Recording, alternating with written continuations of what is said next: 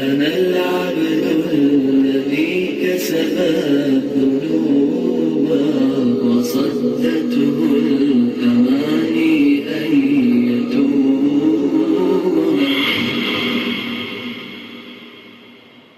रसूल करीम अज़ीज़ तलबा, जैसा कि आप उन्वान से वाकिफ़ हैं, इस दूसरे मुहाज़रा का मौजू फ़िक़्हुल अक़ल्लियात है। आपको आम तौर पर फ़िक़्ह की किताबों में इस नाम से कोई बाब नहीं मिलता होगा। दारुल इस्लाम और दारुल कुफ्र में अहकाम का जो फ़र्क है वो तो जा बजा आपको नज़र आएगा। मामलात के बाब में भी, अहवाल शख्सिया के बाब में भी, सैर के बाब में भी और भी बाज़ दूसरे अबाब में। लेकिन एक कौम होंगे तो जो लोग दूसरे मुल्क में रहते हैं वो दूसरी कौम हुए।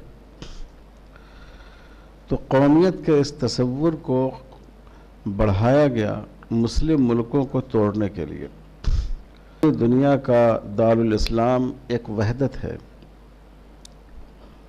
तो अब यह अंदेशा हुआ कि अगर इस पर फतवा दिया जाएगा तो अब्बासी खुलफा उस इलाक़े को फ़तह करने की कोशिश करेंगे। इस कोशिश में मुसलमानों की खुरेज़ी होगी। तो इस पस मंज़र में खलीज के लोग हैं वो एक कौम हैं। इसी तसव्वुर के तहत आप देखिए कि जो मुस्लिम मुल्क हैं वो छोटी छोटी टुकड़ियों में बट गए। उनकी तादाद तो कहने को 57 है, लेकिन दुनिया में जो फ़ैसले होते हैं उसमें उनका कोई अमल दखल नहीं। इस कौमियत की वजह से एक दूसरा मसला यह पैदा हुआ कि जो मुसलमान गैर मुस्लिम मुल्कों में बसे हुए थे उनसे मुस्लिम मुल्कों की दिलचस्पी बाकी नहीं रही। और अगर कोई मुसलमान दूसरे मुल्क से आ जाए तो मुस्लिम ममालिक आज उनको शहरियत देने के लिए तैयार नहीं है। फ़लस्तीन से जो लोग उजाड़े गए, शाम में जो लोग उजाड़े जा रहे हैं, इनको यूरोप के मुल्कों में तो पनाह मिल सकती है और एक मुनज़्ज़म मंसूबा के तहत उनकी अगली नस्लों को ईसाई बनाने की कोशिश हो रही है। लेकिन आप जानते हैं कि सिवाय कि किसी मुस्लिम मुल्कों को ये तौफ़ीक़ नहीं हुई कि वो उनको अपनी शहरियत दे दें। शहरियत का दर्जा तो आला है, पनाह गुज़ी के हैसियत से उनको मौका देने की इजाज़त भी सिवाय तुर्की के और कुछ लोग उर्दन गए, इतने सारे मुस्लिम ममालिक हैं। उन्होंने बच्चों और बूढ़ों को कत्ल होते हुए देखा और देख रहे हैं कि उनका इतना खून बहाया गया कि अगर ये खून दरियाए दजला और फ़रात में मिला दिया जाता तो उसका भी रंग बदल जाता। लेकिन उन्होंने उन मुसलमानों को अपने यहाँ शहरियत देना गवारा नहीं किया। उसकी दूसरी मिसाल इस वक्त बर्मा है। बर्मा से मुत्तसिल एक मुस्लिम मुल्क बांग्लादेश मौजूद है और हालांकि जो बर्मा के लोग हैं वो असल में उसी नस्ल से ताल्लुक़ रखते हैं। ज़रूरत नहीं है बेटा, ज़रूरत नहीं, छोड़ दीजिए। वो उसी नस्ल से ताल्लुक़ रखते हैं, लेकिन इसके बावजूद बांग्लादेश शहरियत तो क्या, बड़ी मुश्किल से जब तुर्की ने वादा किया कि अखराजात हम अदा करेंगे, आलमी दबाव पड़ा, तो उन्होंने अपने सरहदी इलाक़ों में एक पनाह लेने वाले की हैसियत से बर्मा के लोगों को रहने की इजाज़त दी और 24 घंटे उनकी फ़ोर्स से निगरानी भी होती रहती है कि यह बांग्लादेश के दूसरे इलाक़ों में दाखिल नहीं है। ये सब ये मुसलमानों में तफरीक़ पैदा करने के लिए, उख़ुवत ईमानी को ख़त्म करने के लिए एक तवील साजिश थी अहले मग़रिब की। उसको उन्होंने कौमियत के नाम से शुरू किया और आज उसका असर हम और आप देख रहे हैं। यह तफसील मैंने इसलिए बताई कि उस वक्त अक़ल्लियात मुस्लिमा का मसला नहीं था। जहाँ मुसलमानों का इक़्तिदार ख़त्म हुआ, मुसलमान दूसरे मुस्लिम मुल्कों में जाते थे, एक अपने उजड़े हुए भाई की तरह मोहब्बत से उनका इस्तकबाल हुआ करता था। उनको शहरियत हासिल होती थी, तमाम मुल्क की सहूलतें दी जाती थीं। अब की सूरत हाल ये नहीं। अब की सूरत हाल ये है कि बाज़ गैर मुस्लिम मुल्क तो आपको पनाह दे देंगे, लेकिन जो मुसलमान ममालिक हैं, जो अरब ममालिक हैं, इनमें किसी मुसलमान को, अजनबी शहरी को, उनको शहरियत मिलना बहुत मुश्किल है। अमेरिका की शहरियत आदमी हासिल कर सकता है, लेकिन सऊदी अरब की शहरियत हासिल करना जन्नत का टिकट हासिल करने की तरह दुश्वार है। इसकी वजह से आज दुनिया में 50% मुसलमान, बल्कि बाज़ लोगों के अंदाज़े के मुताबिक 50% से भी ज़्यादा मुसलमान अक़लियत की हैसियत से ज़िंदगी गुजार रहे हैं। सबसे बड़ी मुस्लिम अक़लियत हिंदुस्तान में है, उसके बाद चाइना में है, लेकिन उसके बाद रूस में भी है, और अफ्रीकी ममालिक में है, यूरोपियन ममालिक में है, और हर जगह की मुस्लिम अक़लियतों के मसाइल अलग हैं। देखिए, जब कोई मुल्क ऐसा हो जिसमें आप इक़्तिदार में हो, तो मुल्क का निज़ाम और सिस्टम आपके हाथ में होता है। आप अपनी मर्ज़ी के मुताबिक निज़ाम बना सकते हैं। और जब ऐसे मुल्क में हो, जब इक़्तिदार आपके हाथ में न हो, तो आप कोई सिस्टम बना नहीं सकते हैं। बने बनाए सिस्टम का हिस्सा बनने पर आप मजबूर हैं। आप खुद कोई निज़ाम नहीं बना सकते। जो निज़ाम पहले से बना हुआ है, ज़्यादा से ज़्यादा अब आप उस निज़ाम का हिस्सा बन सकते हैं। तो इसीलिए दारुल इस्लाम और दारुल कुफ्र के अहकाम में फ़ुक़हा ने फ़र्क किया, और इसीलिए आज की दुनिया में जो मुस्लिम अक्सरियत है और जो मुस्लिम अक़लियत है, उनके मसाइल यकसा नहीं हैं, उनके मसाइल में ख़ासा फ़र्क है। इसीलिए उलमा ने मुस्तक़िल एक उन्वान इख्तियार किया फ़िक़्हुल अक़लियात का। मशहूर दाई और आलिम फ़क़ीह, अगरचे उनकी बाज़ आरा से हम लोगों को इख्तलाफ भी है, शेख यूसुफ़ क़रज़ावी, उनकी किताब इस मौजू पर है, और अब बहुत से अरब उलमा की किताब इस मौजू पर आ गई है।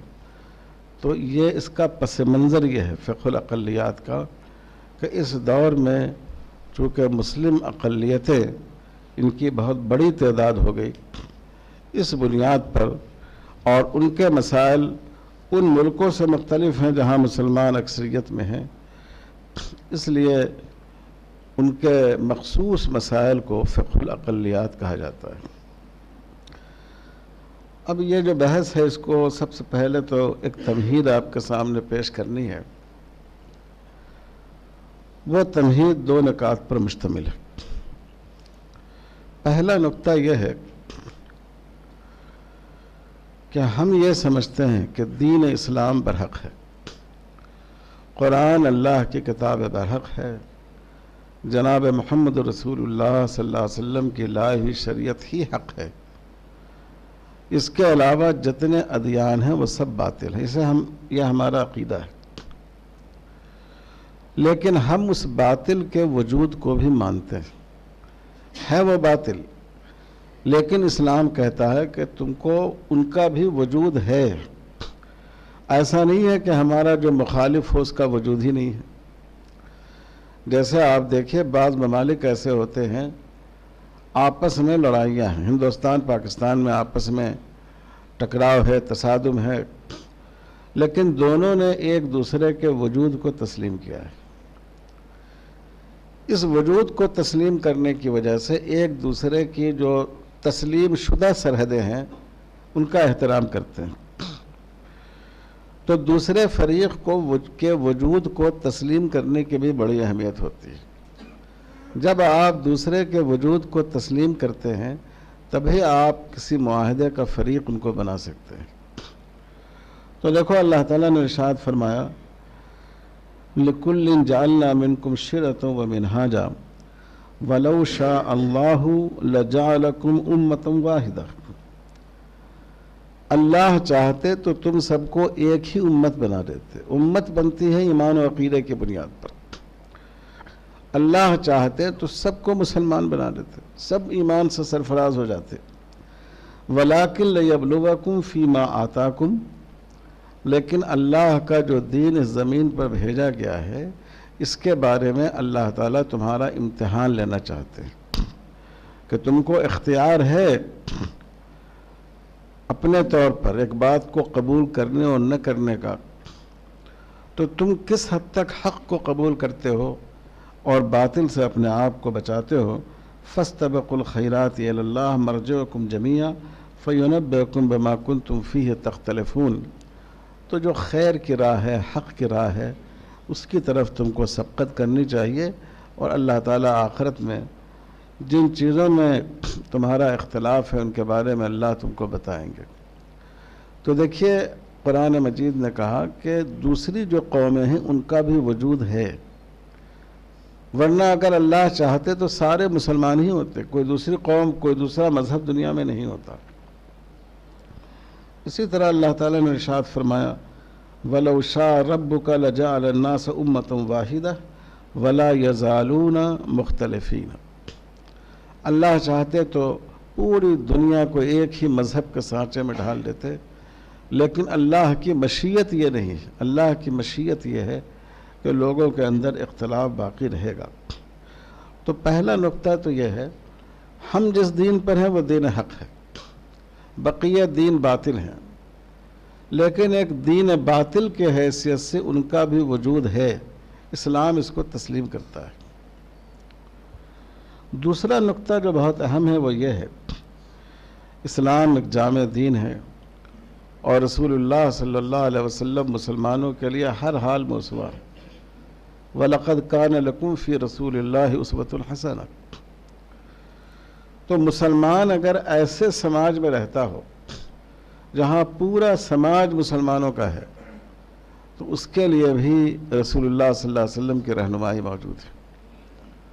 और मुसलमान अगर एक मिले जुले समाज में रहता हो जिसमें मुख्तलिफ मज़हब के मानने वाले लोग हों, तो वहाँ भी हुजूर के उसवे की रोशनी मौजूद है कि वहाँ हमारे ज़िंदगी गुजारने का क्या तरीक़ा होना चाहिए। चुनांचे कुरान मजीद की आयत आपके सामने मौजूद है। पहले तो अहले मक्का ने हुजूर से मुख्तलिफ पेशकश की, आप दौलत चाहे तो हम दौलत जमा कर दे, किसी खूबसूरत औरत पर आपकी नज़र हो तो हम उससे आपका निकाह कर दें, अगर आप इक़्तिदार चाहते हो हम सब मिलकर आपको अपना बादशाह तस्लीम कर लें। जब उन्होंने देखा कि हुजूर पर इस पेशकश का कोई असर नहीं हुआ, तो उन्होंने सुलह का एक नया फार्मूला निकाला जिसका ताल्लुक़ मज़हब के मानने से था, और हुजूर सल्लल्लाहु अलैहि वसल्लम से कहा ऐसा क्यों ना हो, हम आपके दीन को तस्लीम कर लें, आप हमारे दीन को तस्लीम कर लीजिए। एक दिन हम आपके खुदा की इबादत करें और एक दिन आप हमारे बुतों की इबादत कर लीजिए, या तो दिनों के लिहाज से तकसीम कर लीजिए, या ऐसा करें कि रोज़ाना हम भी आपके खुदा की इबादत करें, आप भी हमारे देवियों देवताओं की इबादत कर लीजिए। तो इस तरह दोनों के दरमियान दोनों मज़हब पर अमल हो जाएगा, इख्तिलाफ ख़त्म हो जाएगा। इसका जवाब देना क्या मुश्किल था, आप लोग बताइए। अगर आपसे हिंदुस्तान में ये बात कही जाए तो आप क्या जवाब देंगे, बताइए क्या जवाब देंगे। यही तो जवाब होगा कि ये बात काबिल कबूल नहीं है, कोई मुसलमान शिर्क का काम नहीं कर सकता। हुजूर फ़ौरन जवाब दे सकते थे, लेकिन रसूलुल्लाह सल्लल्लाहु अलैहि वसल्लम की हिकमत अमली ये थी, ये बताने के लिए मैं आपसे ये कह रहा हूँ कि हुजूर ने फरमाया मैं अल्लाह के हुक्म का इंतज़ार करूँगा। हुजूर फ़ौरन कह देते ये बात काबिल कबूल नहीं, लेकिन आप चाहते थे कि गुफ्तगू का सिलसिला बंद ना हो। पहली बार ये ख़ास मज़हब के मामले में बात करने के लिए आए हैं, गुफ्तगू का सिलसिला जारी होगा तो आइंदा हमको ईमान की दावत देने में सहूलत होगी। तो आपने फरमाया हम अल्लाह के हुक्म का इंतज़ार करेंगे। उस मौके पर सूरह काफिरून नाजिल हुई और अल्लाह ताला ने इरशाद फरमाया कि तौहीद और शिर्क दो चीज़ें जमा नहीं हो सकती। जैसे रोशनी और तारीकी का इज्तिमा नहीं हो सकता, और जैसे दिन और रात इकट्ठा नहीं हो सकते, इसी तरह तौहीद और शिर्क का इज्तिमा नहीं हो सकता है। लेकिन कुरान ने एक नया फार्मूला पेश किया, लकुम दीनुकुम वलिय दीन। हमारे एक साथ ज़िंदगी गुजारने का तरीक़ा यह है, एक समाज में रहने का तरीक़ा यह है कि जब तक आप हमारी बात से मुतमईन न हो जाएं, आप अपने दीन पर कायम रहिए और मुझे अपने दीन पर अमल करने की इजाज़त दीजिए। न हम आपके मज़हब के मामले में कोई खलल पैदा करें, न आप हमारे दीन के मामले में कोई खलल पैदा कीजिए। ये कुरान मजीद ने फार्मूला पेश किया एक ऐसे समाज के लिए जो तकसीरी समाज हो, जिसमें बहुत से मज़हब के लोग, बहुत से अक़ीदे के लोग एक साथ रहते हों। इस तजर्बे को उन सहाबा ने भी इससे फ़ायदा उठाया जो हिजरत करके हब्श गए, जहाँ ईसाइयों की हुकूमत थी। सहाबा कभी उनसे टकराए नहीं, कभी ईसाइयों के मामले में दखल नहीं दिया, कभी किसी चर्च को जोश में आकर नुकसान नहीं पहुंचाया। वो अपने मज़हब पर थे, सहाबा अपने मज़हब पर कायम रहे, अपने दीन पर कायम रहे। और इसकी एक बड़ी मिसाल मीसाक़ मदीना है। मक्के में तो जाहिर है कि आप उस वक्त बज़ाहिर कमज़ोर थे, जो आपके मुखालिफिन थे वो ताकतवर थे। लेकिन जब आप मदीने तशरीफ़ ले गए तो चूँकि अंसार ने इस्लाम कबूल कर लिया था, इसलिए वहाँ मुसलमान गालिब थे। लेकिन अगर हुजूर सल्लल्लाहु अलैहि वसल्लम चाहते तो ये फरमान जारी कर सकते थे कि सारे के सारे लोगों को ईमान ले आना होगा। लेकिन हुजूर ने ऐसा नहीं किया, बल्कि आपने एक मुआहदानामा तैयार कराया, जिसको डॉक्टर हमीदुल्लाह साहब वगैरह ने मीसाक़ मदीना कहा है। उस पर यहूदी कबाइल के दस्तखत लिए, उस पर मुसलमान कबाइल के दस्तखत लिए। अंसार मदीना में उस वक्त कुछ मुशरिकीन भी मौजूद थे, उन ख़ानदानों के भी दस्तखत लिए और ये मुआहदा हुआ आपस में बक़ाए बाहम का, मिलजुल कर रहने का। और दो बातें उसमें बुनियादी अहमियत की हामिल थीं। एक ये कि हर गिरोह को अपने मज़हब पर अमल करने की आज़ादी होगी, हम एक दूसरे के मामले में दखील नहीं होंगे। और दूसरा ये कि मदीने पर अगर बाहर से कोई हमला होगा तो हम सब लोग मिलकर मदीने का दिफा करेंगे। मजहबी आज़ादी और मुश्तरका दिफा, ये दो बुनियाद थी जिस पर हुजूर सल्लल्लाहु अलैहि वसल्लम ने मदीने में मुआहदा फरमाया। तो जब मुसलमान तकसीरी मुआशरे में हों, कसीर मजहबी समाज में हों, तो मुसलमानों के लिए ज़िंदगी गुजारने का तरीक़ा यही है, लकुम दीनुकुम वलिय दीन, कि हर मज़हब के मानने वाले लोग अपने अपने मज़हब पर रहें और दूसरे के मामले में दखल नहीं दें। ये अज़ान क्या अपनी मस्जिद की थी? अच्छा, मैंने समझा शायद दूर की आवाज़ है। तो ये दूसरी बुनियादी बात है कि इस्लाम ने दूसरे मज़ाहिब को अगरचे हम बातिल समझते हैं, लेकिन हम उनके वजूद को मानते हैं। और नंबर दो, जहाँ कई मज़हब के मानने वाले लोग हैं, हम ये समझते हैं कि हर एक का हक़ है कि वो अपने ईमान और यकीन के मुताबिक अपने मज़हब पर अमल करे। हम उनके मामले में दखल नहीं देंगे, वो हमारे मामले में दखल नहीं देंगे। हमारे फ़ुक़हा ने इसका इतना लिहाज रखा कि आपने हिदायत में पढ़ा होगा कि हमारे फ़ुक़हा ने लिखा, अल ख़म्रु लहुम कल खल्लि लना। हमारे लिए शराब की इजाज़त नहीं है, उनके लिए इजाज़त है। उनके लिए शराब ऐसे ही है जैसे हमारे लिए सिरका है। और अल खिंज़ीर लहुम कश्शाति लना, हमारे लिए खिंज़ीर की इजाज़त नहीं है, नजसुल ऐन है। लेकिन अगर उनके मज़हब में उसकी इजाज़त है, हम नहीं रोक सकते। जैसे कि हम बकरे खाते हैं, बकरे का गोश्त खाते हैं।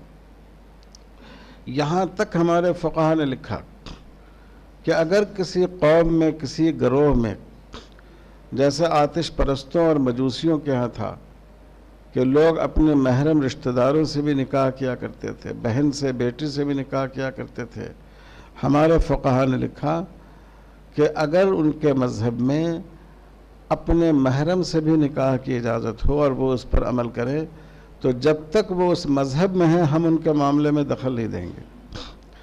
हम दो ही सूरतों में दखल देंगे, या तो इनमें कोई फरीक मुसलमान हो जाए या वो दोनों फरीक अपना मामला लेकर हमारे काजी के पास आएँ कि आप अपनी शरीयत के मुताबिक हमारा फ़ैसला कर दीजिए, वरना हम उनके मामले में कोई दखल नहीं देंगे। आज हिंदुस्तान में मुसलमानों के पर्सनल लॉ को बदलने की कोशिश की जाती है, लेकिन मुसलमानों ने हज़ारों साल हुकूमत की और कभी गैर मुस्लिम अक़लियतों के पर्सनल लॉ को तब्दील करने की कोशिश नहीं की। यहाँ तक कि हिंदुस्तान में मुस्लिम दौर हुकूमत में सिवाय सिती के ज़ालिमाना कानून के, जिसमें बीवी को शौहर की मौत के बाद उसकी लाश के साथ जला दिया जाता था, सिवाय इस एक कानून के किसी कानून के मामले में मुसलमानों ने दखल नहीं दिया। तो इसलिए ये इस्लाम का तसव्वुर है। एक तीसरा उसूल इसमें और है जो इसमें लिखा हुआ है, क़द्र मुश्तरक, कुल या अहलल किताबी तालू इला कलिमतिन सवाइन बैनना व बैनकुम। जब हम एक कसीर मजहबी समाज में हों तो कुरान हमारी,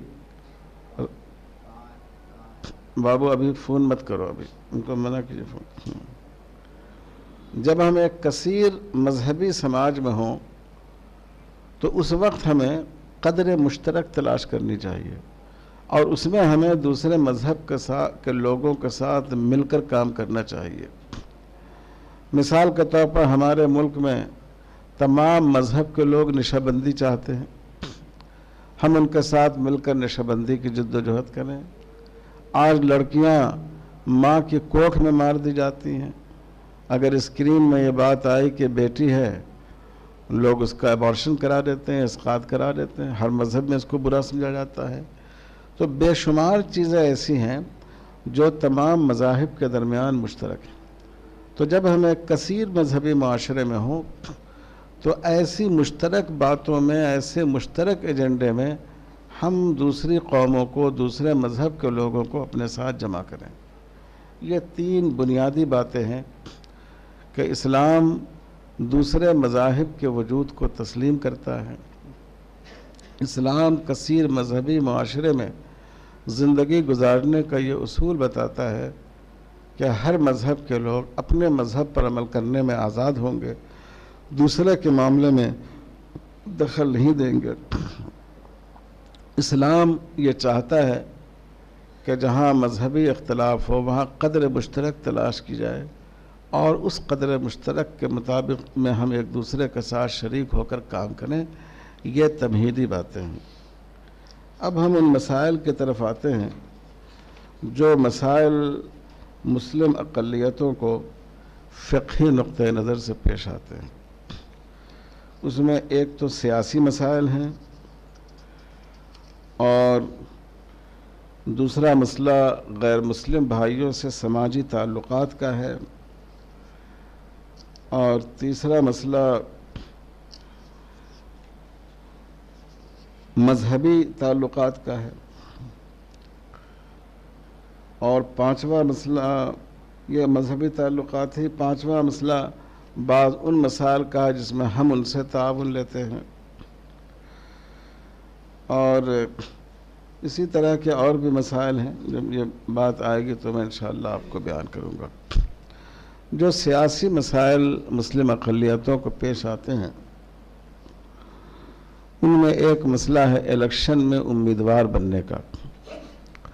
हमारे जमहूरी निज़ाम में ऐसा नहीं है कि आप तवाज़ुन में या वाकई अपनी सलाहियत की वजह से आप इनकार करें कि साहब मैं तो मेंबर पार्लियामेंट बनाना नहीं चाहता हूँ, लेकिन लोग ज़बरदस्ती आपको मेंबर पार्लियामेंट बना दें। ऐसा नहीं है, बल्कि आदमी को ख़ुद अपनी उम्मीदवारी पेश करनी होती है। आदमी को ये कहना होता है कि मैं यहाँ उम्मीदवार बन रहा हूँ, आप हमें वोट दें, हमें कामयाब कराएं। अगर आपने हमें वोट दिया तो आपके महल्ले में मैं कोशिश करूँगा कि पानी के बजाय दूध की नहरें बहने लगें और कुओं से शहद के चश्मे उबल आएँ। आप देखते हैं इलेक्शन के मौके पर कैसे वादे किए जाते हैं। आप बताइए क्या शरन ये जायज़ है? किसी ओहदे का मांगना जायज़ है? शरन जायज़ नहीं है। तो अब सवाल ये है कि उम्मीदवार बनना जायज़ होगा या नहीं होगा, ये एक मसला है, चूँकि हमारे मुल्कों का निज़ाम यही है।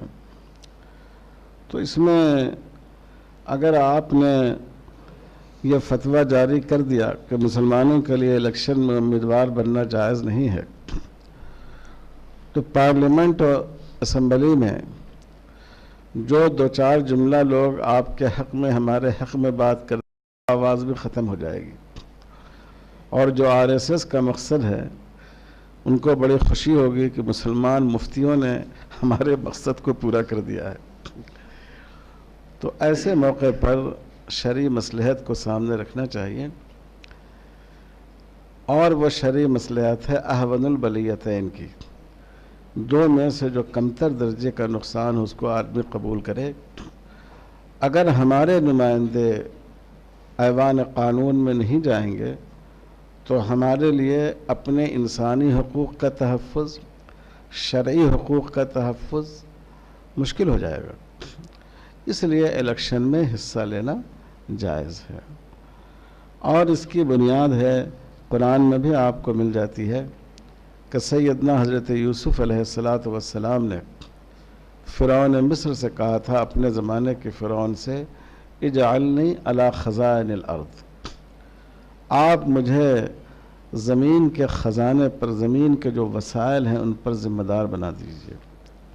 अब या तो आप इसको फ़िनांस मिनिस्ट्री मान लीजिए कि हज़रत यूसुफ़ ने ख्वाहिश की कि आप हमको वज़ीर मालियात बना लीजिए, या ये समझिए कि उन्होंने ये ख्वाहिश की कि आप मुझे यहाँ इक़्तिदार दे दीजिए, मुझे हुक्मरान बना दीजिए। दोनों तरह की बातें मुफ़स्सिरीन ने लिखी हैं।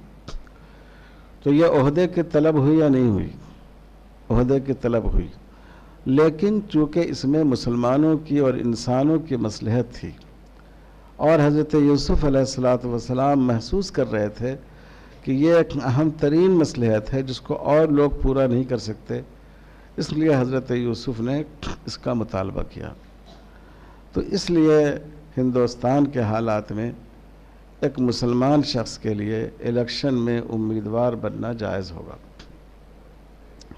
अब इसमें एक सवाल यह आता है कि क्या ख़वातीन का भी उम्मीदवार बनना जायज़ होगा? यह बहुत मुश्किल मसला है।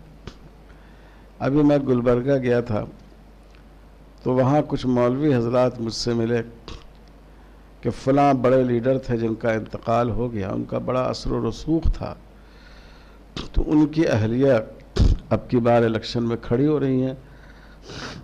हालांकि वो एक बापर्दा खातून थी, अब उनको सियासत में आने का जज्बा पैदा हो गया, और लोगों का ख्याल है कि उस निस्बत की वजह से जो पहले मकबूल लीडर से थी वो कामयाब भी हो जाएंगी, लेकिन हज़रत वो तो जायज़ नहीं होगा। तो लोग हमसे फतवा मांग रहे हैं, तो हम चाहते हैं कि हम फतवा लिखें, आप भी उस पर तस्दीक कर दें। मैंने कहा कि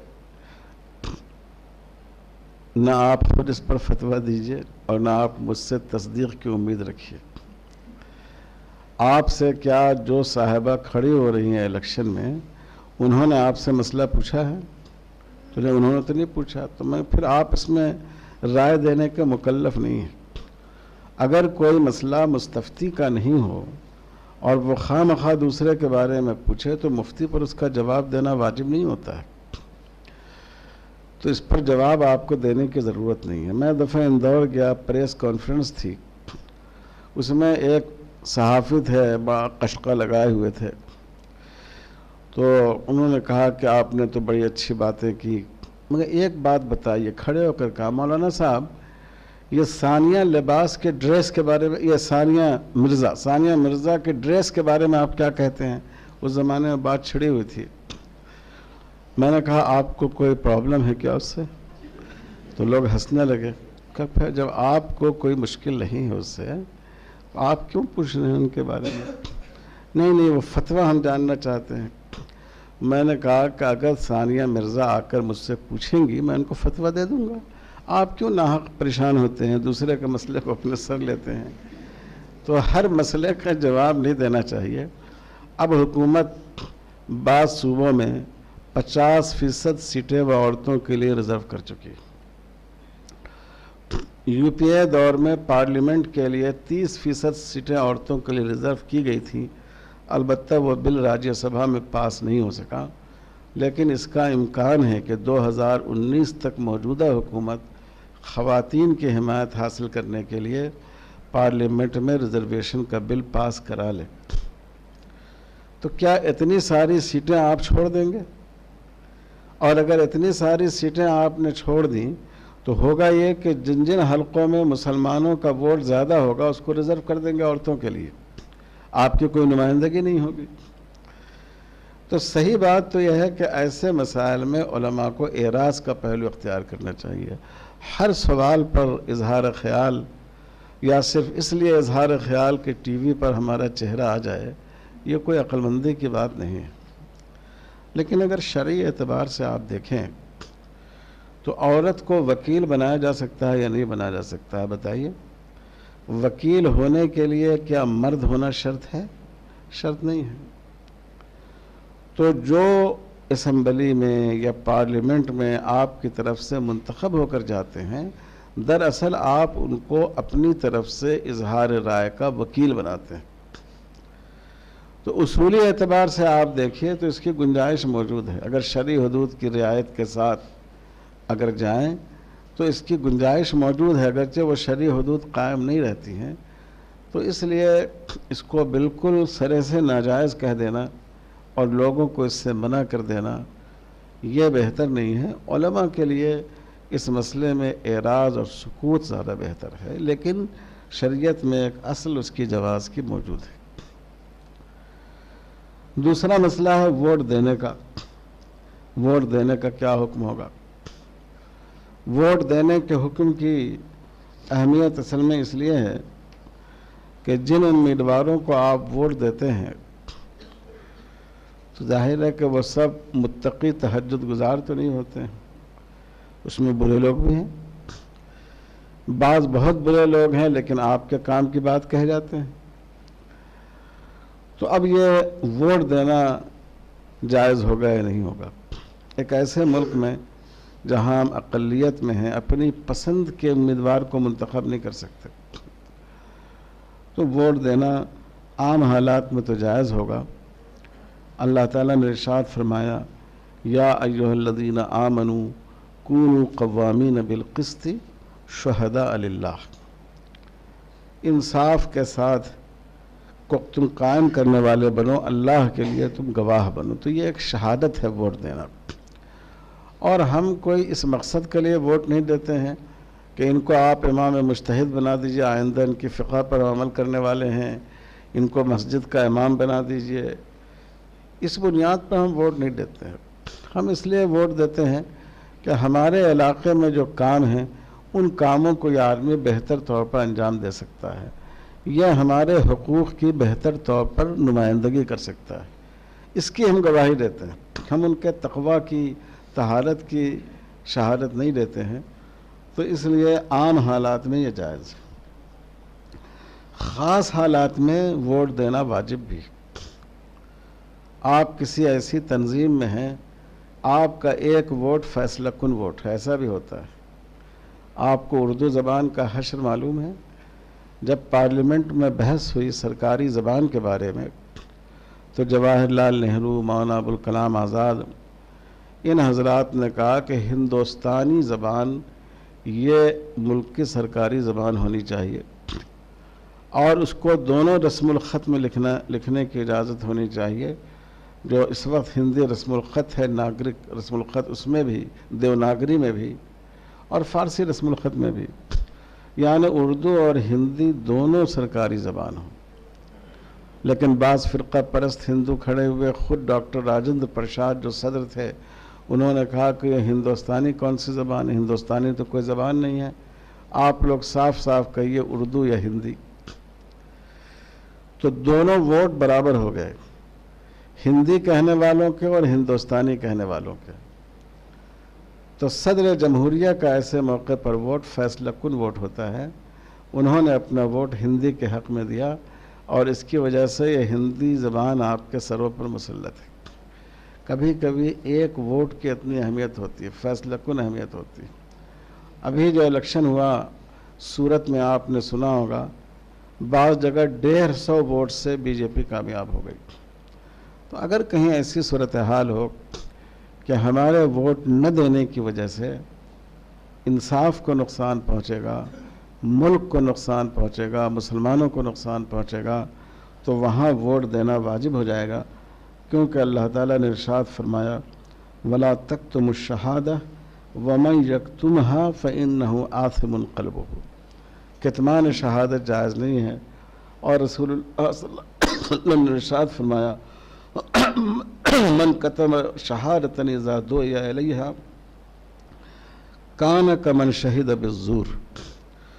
जो आदमी गवाही जिसकी मतलूब हो, जिसकी गवाही पर फैसला मौकूफ़ था और उसने गवाही नहीं दी, तो उसको भी वही गुनाह होगा जो झूठी गवाही देने वाले को जो गुनाह होता है।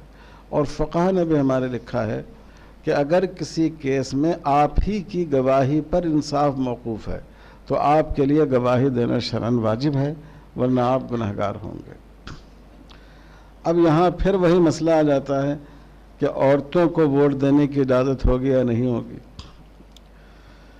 तो औरतों को वोट देने की इजाज़त होगी, इसलिए कि वोट के ज़रिए आप गवाही देते हैं। और औरत गवाह बन सकती है या नहीं बन सकती है? कुछ ख़ास मुक़द्दमात के अलावा हुदूद और क़िसास के बक़िया मुक़द्दमात में औरत गवाह बन सकती है।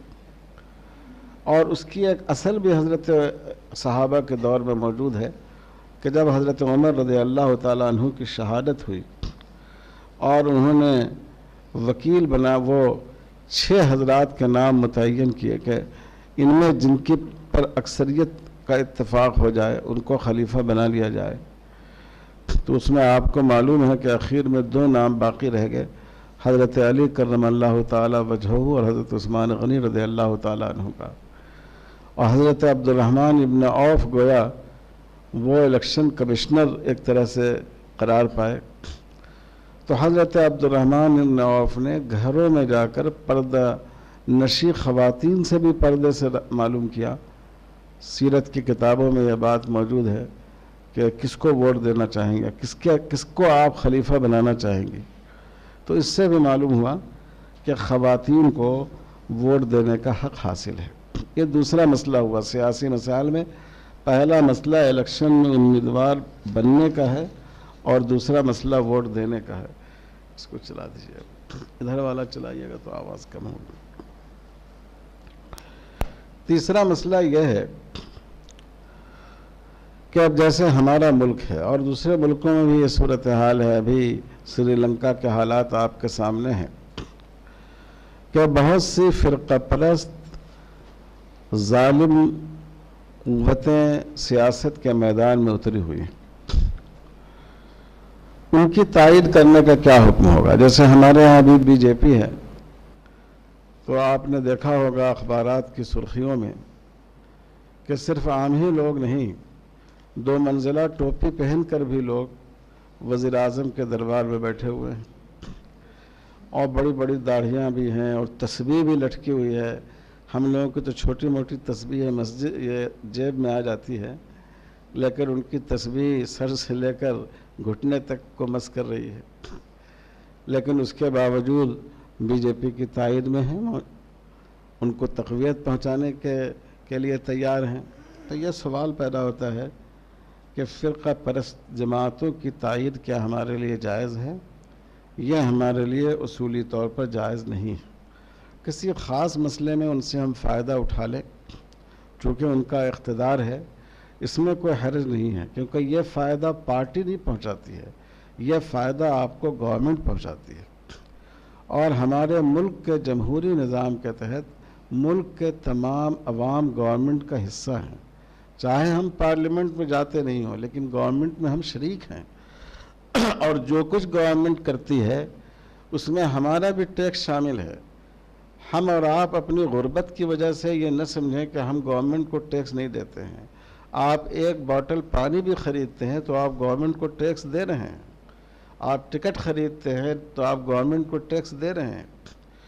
तो इसलिए हम उनसे नफ़ा उठा सकते हैं, लेकिन उनको वोट देना जायज़ नहीं होगा, क्योंकि अल्लाह ताला ने इरशाद फरमाया वला तावनु अलल इस्मि वल उद्वान, गुनाह के काम में, जुल्म के काम में तावन करने से मना फरमाया गया। और अगरचे उनसे आपको कुछ फ़ायदा, अल्लाह ताला ने इरशाद फरमाया वला तरकनु अलल्लज़ीना ज़लमू फतमस्सकुमुन नार, जो जालिम हो उनकी तरफ तुम्हारा झुकाव नहीं होना चाहिए, वरना दोज़ख की आग तुमको पकड़ लेगी। हो सकता है आपको कुछ फ़ायदा भी उनसे वक्ती तौर पर हो जाए। जैसे हमारे महाराष्ट्र में बहुत से दोस्त कहते हैं कि शिवसेना के दौर में जितनी आसानी से हमको मस्जिदों की तोसी की इजाज़त मिली, कांग्रेस के दौर में नहीं मिली। लेकिन इस्मुहुमा अकबर मिन नफ़िहिमा, उसूल यह है कि उनका नुकसान ज़्यादा है या उनका फ़ायदा ज़्यादा है। तो जो पार्टियां फ़िरक़ा परस्ती की बुनियाद पर कायम हैं, उनका नुकसान उनके नफ़े से ज़्यादा है। आजकल हमारे बाद अच्छे खासे कायदीन ये कहते हैं कि भाई कांग्रेस ने भी तो इतना नुकसान पहुंचाया, तो एक दफ़ा बीजेपी को भी हम आजमा लें। बीजेपी अगर नुकसान पहुंचा रही है तो क्या नई बात है। एक बात जहन में रखनी चाहिए, कांग्रेस पार्टी के दौर में मुसलमानों की जान माल को नुकसान पहुंचा, हमारे दस्तूरी तहफ़्फ़ुज़ को नुकसान नहीं पहुंचाया गया। ये जो मौजूदा बरसर इक़्तिदार पार्टी है, ये मुसलमानों के दस्तूरी तहफ़्फ़ुज़ को नुकसान पहुंचाना चाहती है। ये चाहती है कि सेकुलरिज़म की तारीख़ बदल दी जाए। ये चाहती है कि दस्तूर के दफ़ा 25 में जिस मजहबी आज़ादी का जिक्र आया है, उस मजहबी आज़ादी को नमाज रोज़े तक महदूद कर दिया जाए। ये चाहती है कि मस्जिद के तहफ़्फ़ुज़ के कानून को बदल दिया जाए। तो इसलिए हमें यह बात जहन में रखनी चाहिए कि इस्मुहुमा अकबर मिन नफ़िहिमा, जहाँ दो सूरत हाल दरपेश है, वहाँ आपको ये देखना होगा कि इनमें से निस्बतन कौन सी चीज़ हमारे लिए ज़्यादा मुफीद हो सकती है। सैयदना हज़रत उमर फ़ारूक रज़ियल्लाहु ताला अन्हु से लोगों ने पूछा, वो इम्तहान भी लिया करते थे अपने रफ़क़ा का, तो पूछा बताओ इल्म किसको कहते हैं। तो बाज़ हज़रात ने कहा मारिफ़तुल खैर मिन शर, शर के मुकाबले में खैर को जानने का नाम इल्म है। तो हज़रत उमर ने फरमाया कि ये कोई ख़ास बात नहीं हुई भाई, एक चीज़ अच्छी है और एक चीज़ बुरी है, तो हर आदमी अच्छी चीज़ का इंतखाब करेगा। अगर आपके सामने एक तरफ बिरयानी रख दी गई और एक तरफ सादा चावल रख दिया गया, तो हर हाथ सिवाय इसके कि मरीज़ वो बिरयानी की तरफ बढ़ेगा। हज़रत उमर ने फरमाया इल्म नाम है मारिफ़तु खैर शर्रैन, जहाँ दोनों तरफ शर है, उस शर में निस्बतन कौन सा ज़्यादा काबिल कबूल है, इसकी मार्फत, इसको समझने का नाम इल्म है। तो इस वक्त हिंदुस्तान में मुसलमान इसी सूरत हाल से दो चार हैं कि उनमें मारिफ़तु खैर शर्रैन की सलाहियत हो। कोई सियासी पार्टी ऐसी नहीं है जो आखिरत के लिए, अल्लाह की रज़ा के लिए आपकी मदद करे, उनको इससे कोई ताल्लुक़ नहीं है। लेकिन देखना है कि अपने उसूल के एतबार से, नज़रिए के एतबार से, इनमें कौन से लोग हैं जो निस्बतन हमारे लिए मुफीद हो सकते हैं। सियासी मसाइल में चौथा मसला है कि क्या गैर मुस्लिम पार्टियों से हम मुआहदे कर सकते हैं। मुसलमान कर सकते हैं, क्योंकि हुजूर सल्लल्लाहु अलैहि वसल्लम ने गैर मुस्लिमों से मुआहदे किए हैं।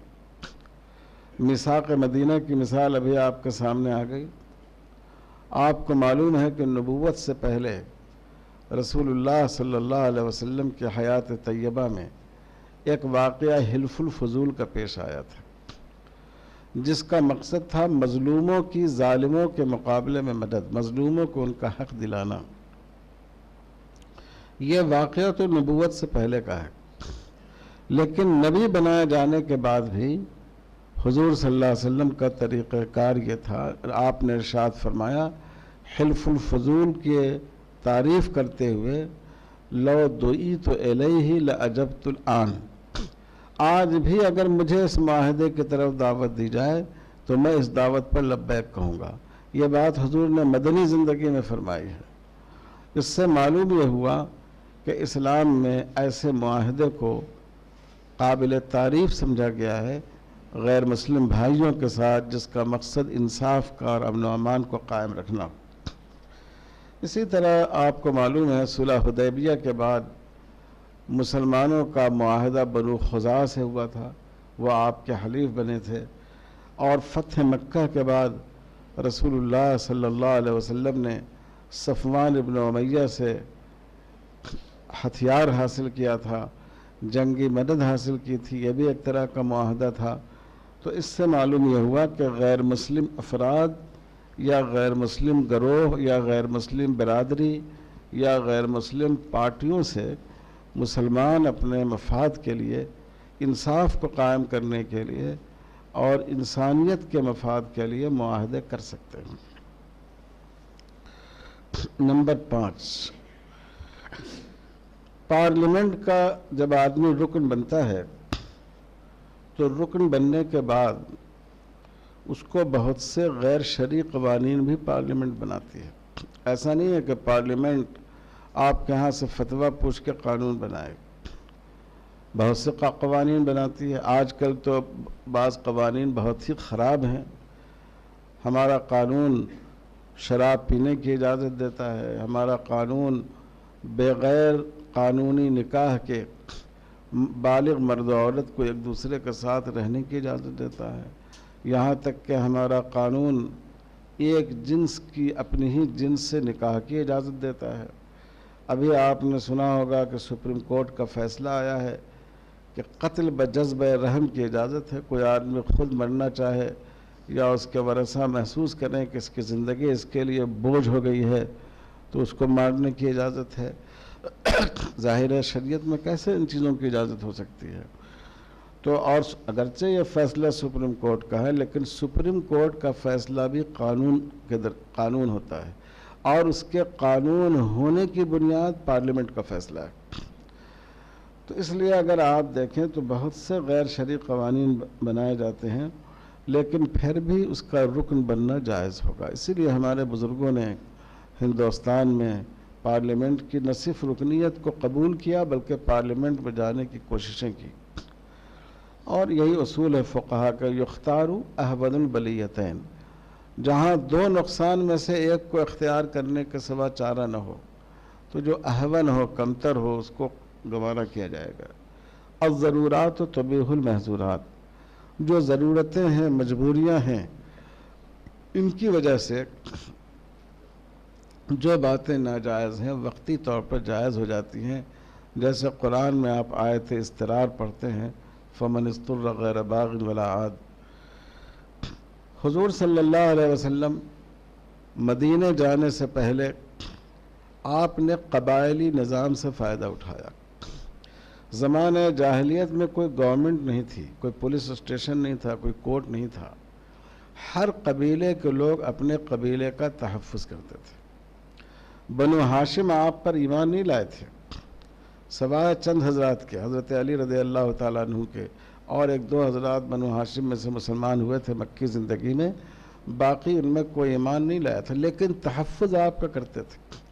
यहाँ तक कि हज़रत अबू तालिब ने चंद बनु हाशिम के नौजवानों को रात की ड्यूटी मुतय्यन कर रखी थी कि हुज़ूर सल्लल्लाहु अलैहि वसल्लम की क़यामगाह के बाहर आपका तहफ़्फ़ुज़ करें।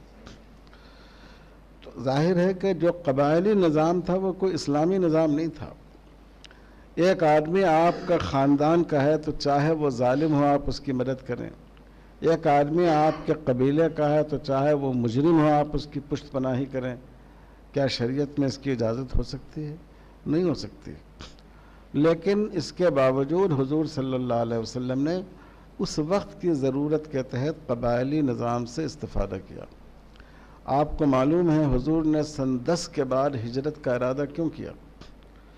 क्योंकि हज़रत अबू तालिब का इंतकाल हो गया। बनु हाशिम के सरदार अबू लहब हुए जो इस्लाम के बदतरीन दुश्मन थे, इसलिए पहले आप तशरीफ़ ले गए और जब वहाँ के लोगों ने मदद नहीं की और अहले मदीना ने पेशकश की तो आपने मदीना हिजरत की। तो वो जो कबायली तहफ़्फ़ुज़ था, कबायली हिसार था, वो ख़त्म हो गया था।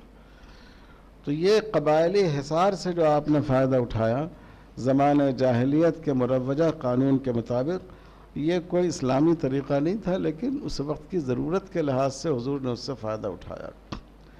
इसी तरह कई मेले अरब में लगते थे। जुल्मजाज का मेला लगता था, मिना में बाज़ मेले लगते थे। ख़ुद हज की भी शक्ल उस ज़माने में इबादत से ज़्यादा एक मेले की होती थी।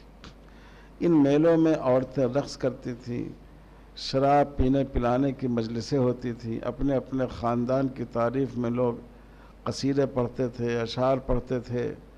ये सब कुछ होता था जो गैर शरई चीज़ें थी। लेकिन फिर भी हुजूर सल्लल्लाहु अलैहि वसल्लम इन मेलों में तशरीफ़ ले गए इस्लाम की दावत देने के लिए।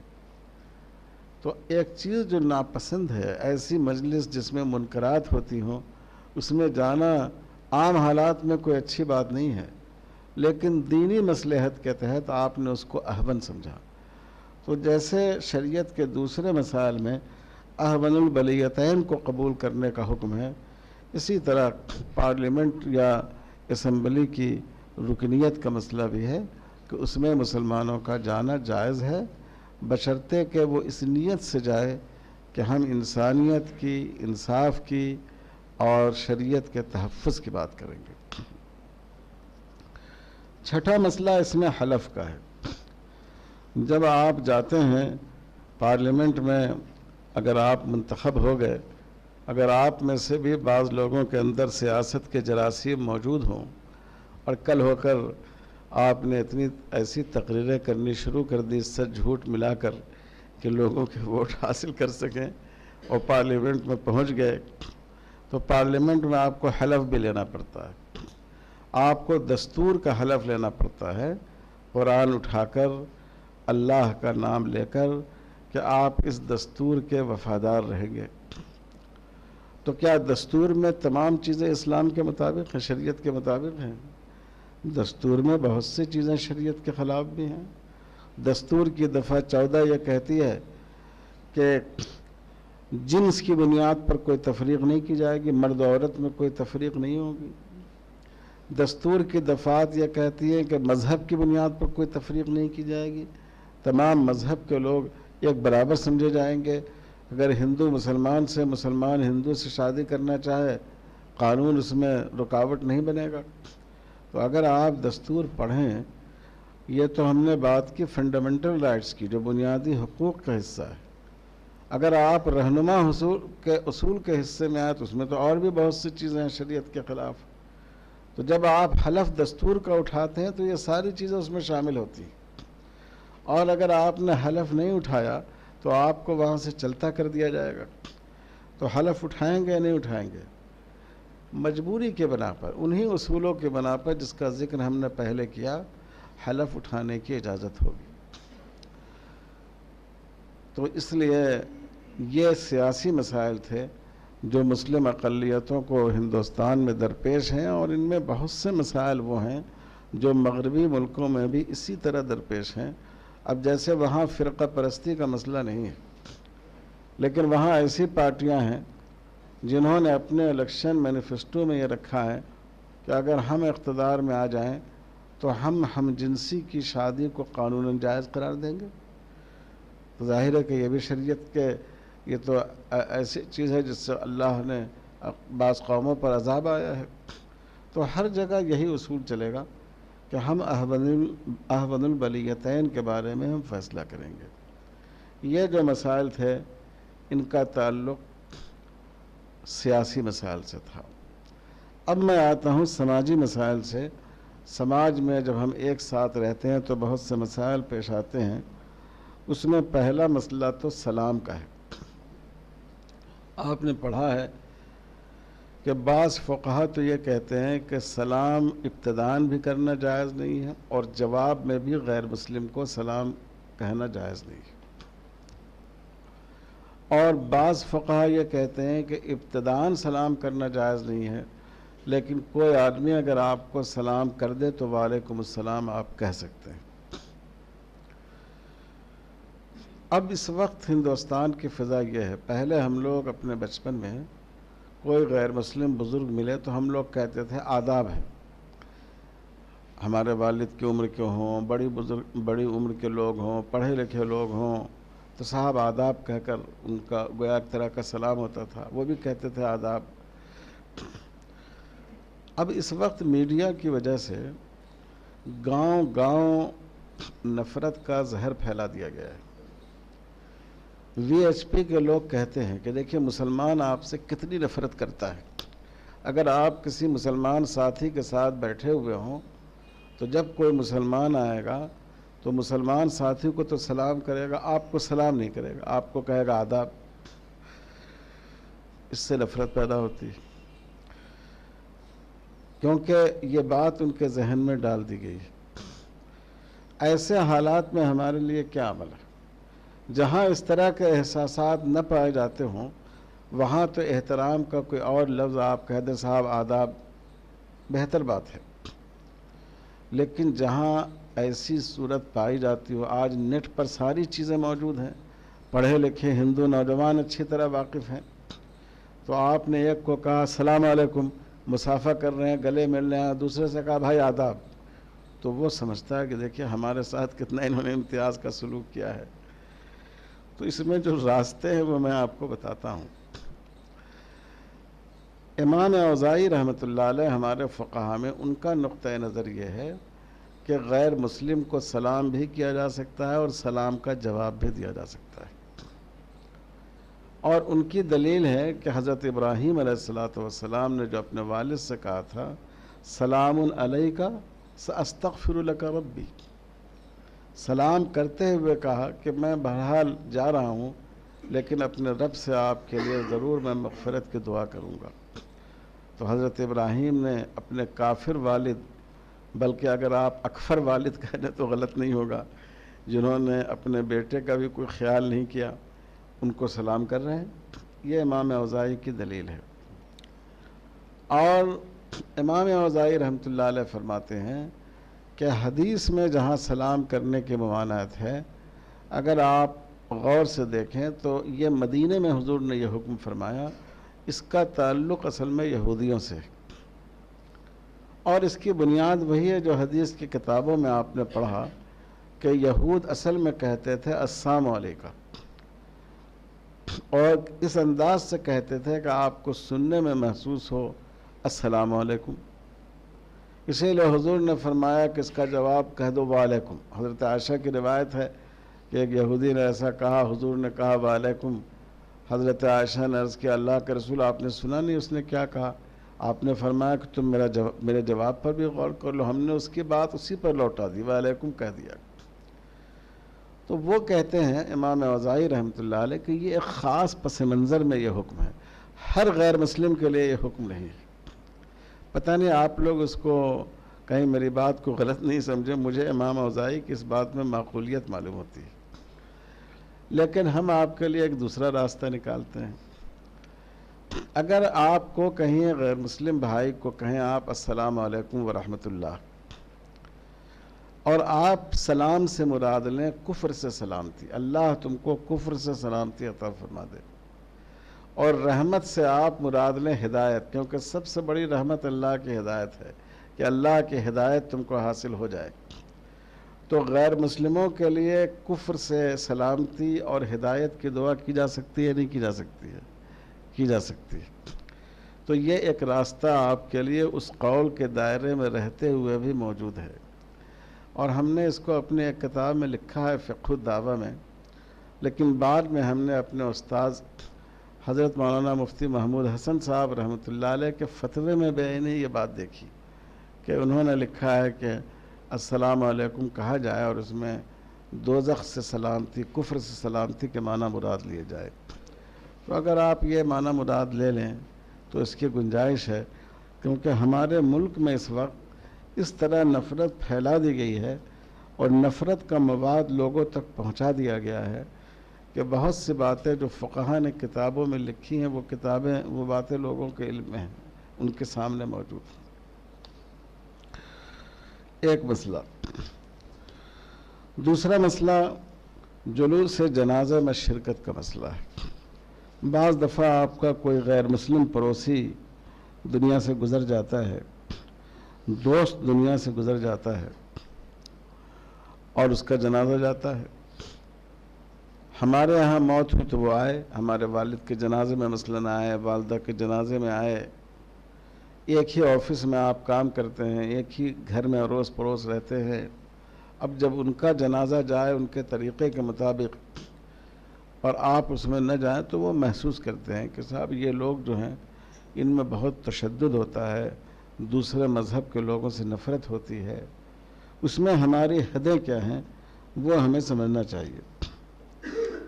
उसमें हमारी हद ये है कि देखिए, गैर मुस्लिमों के लिए ईसाल सवाब तो जायज़ नहीं है, गैर मुस्लिमों पर नमाज जनाजा तो जायज़ नहीं है। कुफ्र पर जिसकी मौत हुई हो उसके लिए इस्तिग़फ़ार दुआ मग़फ़िरत की गुंजाइश तो नहीं है। अगले इसमें मौजूद है, अस्सलातु अलल काफ़िरी वद्दुआउ लहू बिल मग़फ़िरति हरामुन बिनस्सिल क़ुरआनी वल इजमाई।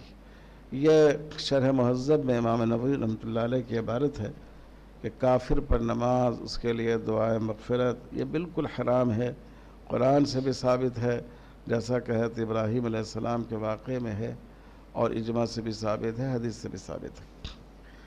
लेकिन यहाँ मसला सिर्फ जुलूस जनाजा में शिरकत है। इस शिरकत का मकसद मरने वाले को फ़ायदा पहुँचाना नहीं है। इस शिरकत का मकसद जो उसकी मौत से जो लोग मुतासिर हुए हैं उनकी दिलदारी, ये मकसूद है। तो इसमें एक गुंजाइश निकलती है। रसूलुल्लाह सल्लल्लाहु अलैहि वसल्लम हज़रत अबू तालिब की वफ़ात के मौके पर कई रवायतें हैं। मुसन्नफ़ अब्दुर रज़ाक़ की रवायत में यह है कि आप उनकी कब्र तक तशरीफ़ ले गए। उनको उतारने में तो आप शरीक नहीं रहे, वो तो हज़रत अली रज़ियल्लाहु ताला अन्हु ने किया और हज़रत अबू तालिब के साहबजादों ने किया, लेकिन आप कब्र तक तशरीफ़ ले गए। और बाद रिवायतों में यह भी है कि कुछ कलमे खैर भी कहा, जो एहसानात हज़रत अबू तालिब के आप पर थे उसको भी आपने अपनी ज़बान से ज़िक्र किया। इस्तिग़फ़ार नहीं फरमाया, लेकिन उनके एहसानात का भी कुछ ज़िक्र किया आपने। इसी तरह मुसन्नफ़ अब्दुर रज़ाक़ में इस तरह के बहुत से आसार सहाबा हैं कि हारिस इब्न अबी रबिया, इनकी वालिदा ईसाई थीं, उसमें कई सहाबा ने उनके साथ लाश को ले जाते वक्त शिरकत की, उनकी रियायत करते हुए। इसी तरह हज़रत अबू वाइल की वालिदा जो ईसाई थी, उनका इंतकाल हुआ तो हज़रत उमर रज़ियल्लाहु ताला अन्हु से उन्होंने मशवरा किया कि वालिदा तो हमारी मुसलमान नहीं थी। तो हज़रत उमर ने फरमाया कि तुम उनके जनाजे में जा सकते हो, अलबत्ता तुम आगे जाओ, पीछे मत रहो, जनाजे से आगे रहो। हज़रत अब्दुल्लाह इब्न उमर रज़ियल्लाहु ताला अन्हु से एक शख्स ने मसला पूछा तो हज़रत अब्दुल्लाह इब्न उमर ने भी इजाज़त दी। और भी बहुत से आसार सहाबा हैं कि जिसमें यह बात, इसका ज़िक्र है कि सिर्फ जनाजे में जाने की हद तक, जिसका मकसद मुर्दे को सवाब पहुंचाना नहीं हो, जिसका मकसद जो पसमादगान हो उनकी दिलदारी और तसल्ली हो, इसकी गुंजाइश हमारे यहाँ है। तीसरा मसला है मजहबी चढ़ावे का, हालांकि मुझे पहले इसमें ख्याल, चलिए आगे करेंगे। तीसरा मसला इसमें आ गया है मजहबी चढ़ावे का। मजहबी बुनियाद पर जो चीज़ चढ़ाई जाती है उसमें हमारे लिए शिरकत की इजाज़त होगी या नहीं होगी, या उससे फ़ायदा उठाना, उसका खाना हलाल होगा या नहीं होगा। गैर मुस्लिमों के यहाँ भी कुर्बानी होती है, बकरे ज़बह करते हैं, यहाँ तक के बाज़ मंदिरों में गाय की कुर्बानी होती है, बैल की कुर्बानी होती है। तो उसके सिलसिले में तो जाहिर है कि उसूल है कि उसका खाना जायज़ नहीं होगा। यहाँ तक कि अगर मंदिर में कोई जानवर ज़बह किया गया और अल्लाह का नाम लेकर ज़बह किया गया, बिस्मिल्लाह के साथ ज़बह किया गया, तो बाज़ फ़ुक़हा कहते हैं कि वो जायज़ है क्योंकि ज़बह पर नाम लिया गया अल्लाह ताला का, और बाज़ फ़ुक़हा कहते हैं कि वो भी जायज़ नहीं है। और मैं भी समझता हूँ कि वो भी जायज़ नहीं होना चाहिए, क्योंकि कुरान ने दो अलग अलग सूरतें बयान की हैं। मा उहिल्ल बिही लिग़ैरिल्लाह, जिस पर गैरुल्लाह का नाम लिया जाए, ये एक सूरत है हुर्मत की। कि अल्लाह के नाम के बजाय गैरुल्लाह का नाम लिया गया हो। और दूसरी सूरत है मा ज़ुबिह अलल नुसुब, जो आस्थानों पर, मंदिरों पर, आस्थानों पर ज़बह किया गया हो, इसमें अल्लाह का नाम लेने का जिक्र नहीं है। तो चूँकि ये जो कुर्बानी होती है, जानवर ज़बह किया जाता है, वो गैरुल्लाह की तौक़ीर और तक़दीस के लिए होता है।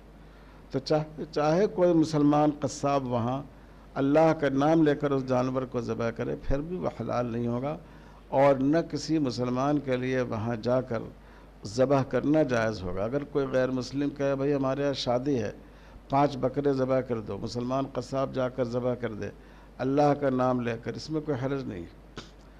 लेकिन यह कहे कि साहब हमारे मंदिर में ज़रा हम भगवान के लिए इसको ज़बह कर रहे हैं, आकर ज़बह कर दो, तो किसी मुसलमान के लिए उसको ज़बह करना भी जायज़ नहीं होगा। चौथा मसला है गैर मुस्लिमों के तहाइफ का। गैर मुस्लिमों के तहाइफ कबूल करना जायज़ है या नहीं है। यह पहले ज़माने की बात है जब मुसलमान गैर मुस्लिमों के तहाइफ कबूल करने में तकल्लुफ़ करते थे। आजकल तो मुसलमान ये समझता है कि मुसलमान हो या गैर मुस्लिम हो, जो भी आ जाए वो बेहतर है। यहाँ तक कि दीनी कामों में भी गैर मुस्लिमों का ताउन चाहते हैं हासिल करना, और जो खालिसतन नाजायज़ आमदनी है, यानी जो मुशरकाना चीज़ें हैं, उसमें भी लोग अपना हाथ फैला देते हैं। यानी दीनी बेहमियती की बात है। लेकिन जो उसूल है इस सिलसिले में वो ये है कि आम हदाया का तो गैर मुस्लिमों से कबूल करना जायज़ है। रसूलुल्लाह सल्लल्लाहु अलैहि वसल्लम ने मुशरिकीन मक्का का भी हदिया कबूल किया है, मदीने में अहले किताब का भी हदिया कबूल फरमाया है। बाज़ दूसरे बादशाहों ने जो आपके खतूत के जवाब दिया या खतूत लिखे और तोहफ़े के तौर पर कोई चीज़ भेजी, इत्र भेजा, उसको भी आपने कबूल फरमाया है। और तारीख़ी रवायात में है कि हमारे हिंदुस्तान से बाज़ राजाओं ने मसाले भेजे, सौंठ वग़ैरह भेजा, मालाबार और केरला के इलाक़े से, उसको हुजूर ने कबूल फरमाया। तो जो आम हदाया और तहाइफ हैं, इनके कबूल करने में कोई हर्ज नहीं है। अलबत्ता मसला उन हदाया का है जो ख़ास तौर पर त्योहारों में वो भेजते हैं। जैसे त्यौहार में उन्होंने कोई जानवर ज़बह किया, वो भेजा, या मिठाई भेजी। जैसे दिवाली में बाज़ गैर मुस्लिम पड़ोसी मिठाई भेजते हैं, मेरे पास भी बाज़ गैर मुस्लिम भाई लाकर मिठाई देते हैं। तो ये मसला है। समझो उसूली बात यह है कि जो ज़बीहा है उस दिन का, वो तो खाना जायज़ नहीं होगा। लेकिन जो ज़बीहा नहीं हो उसका क्या हुक्म होगा। देखिए यहाँ पर मुसन्नफ़ इब्न अबी शैबा की रिवायत है, यह गालिबन हज़रत अली रज़ियल्लाहु ताला अन्हु का असर है। ये अम्मा मा ज़ुबिहा लिज़ालिकल यौम फ़ला ताकुलू वलाकिन कुलू मिन अशजारिहिम, जो ज़बीहा उनका वो न खाओ, लेकिन जो दरख्त के फल वग़ैरह हैं अगर वो दें तो तुम उसको कबूल कर सकते हो। हज़रत अली रज़ियल्लाहु ताला अन्हु के बारे में मनक़ूल है कि उन्होंने नैरोज़ जो त्यौहार होता था अहले ईरान का, उसका तोहफ़ा उन्होंने कबूल फरमाया। हज़रत अबू बरज़ा असलमी रज़ियल्लाहु ताला अन्हु की रवायत है कि नैरोज़ और महरजान, इसका ज़िक्र ज़्यादा इसलिए मिलता है कि जज़ीरतुल अरब के बाद इस्लाम सबसे पहले ईरान में आया, और ये ईरान के त्यौहार थे। मौसम बहार की आमद पर नैरोज़ और मौसम बहार के जाने पर महरजान। तो फरमाया कि उस दिन मजूसियों के फल खा लो, फल का तोहफ़ा कबूल कर लो, दूसरी चीज़ें न खाओ। यानी इसमें मेयार ये बनाया गया है कि ज़बीहा को न खाओ, फल को खा लो। लेकिन हिंदुस्तान के माहौल में हमको एक और मेयार कायम करना चाहिए कि ज़बीहा तो खाना नहीं है, और फलों में जो फल मूर्तियों पर चढ़ाए गए हैं उनका खाना तो बिल्कुल जायज़ नहीं होगा, क्योंकि वो भी माज़ुबिहा अला नुसुब में शामिल हैं। वो माबूदान बातिल की तक़दीस के लिए, जैसे प्रसाद वग़ैरह देते हैं गैर मुस्लिम भाई, अलबत्ता अगर वो मूर्तियों पर चढ़ाए नहीं गए हैं तो उस तोहफ़े का के कबूल करने की गुंजाइश है। जैसे मिठाई दी गई, दिवाली वगैरह में जो मिठाइयाँ दी जाती हैं वो आम तौर पर मूर्तियों पर चढ़ाई नहीं जाती हैं, खुशी के तौर पर, और उनका गोया साल एक तरह से शुरू होता है, उस लिहाज से वो देते हैं। तो ये गोया के तकसीम है। ज़बीहा का खाना जायज़ नहीं। दूसरी चीज़ें जो मूर्तियों पर चढ़ाई गई हैं उनका खाना जायज़ नहीं, और जो मूर्तियों पर नहीं चढ़ाई गई हों उसमें गुंजाइश है। एक फ़र्क और भी समझना चाहिए, एक है मज़हब और एक है तहज़ीब। मज़हब का ताल्लुक़ अक़ीदे से होता है। जैसे हम लोग बकरीद में कुर्बानी करते हैं, ये मज़हब है हमारा। एक है तहज़ीब।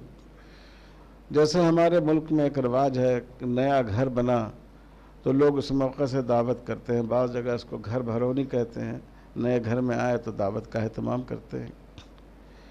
यह दावत मजहबी नहीं है।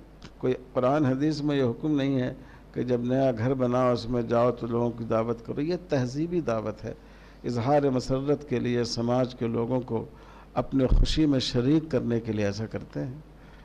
तो गैर मुस्लिमों की तहजीबी दावत अगर हराम ज़बीहा उसमें ना हो तो उसको कबूल करने में कोई हर्ज नहीं है। सारा मसला वहाँ है जहाँ के मज़हब उसका पस मंज़र हो, और उसकी वो तफसील है जो मैंने आपसे बताई। अब अगर कोई गैर मुस्लिम भाई आपको प्रसाद ला कर दें तो आप क्या करेंगे?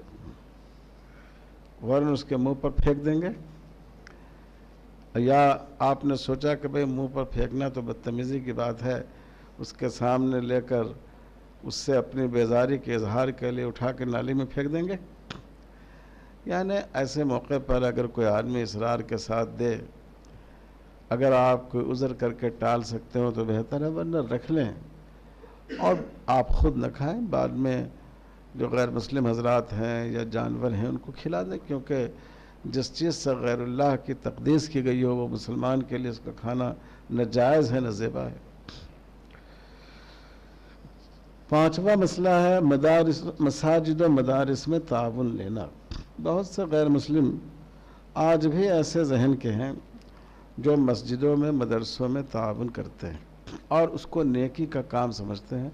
अभी भी कल परसों भी मैंने अखबार में पढ़ा कि किसी शहर में उत्तर प्रदेशी के गैर मुस्लिम भाइयों ने मस्जिद के लिए ज़मीन भी दी और वो मस्जिद मुसलमानों के लिए तामीर भी करना चाहते हैं।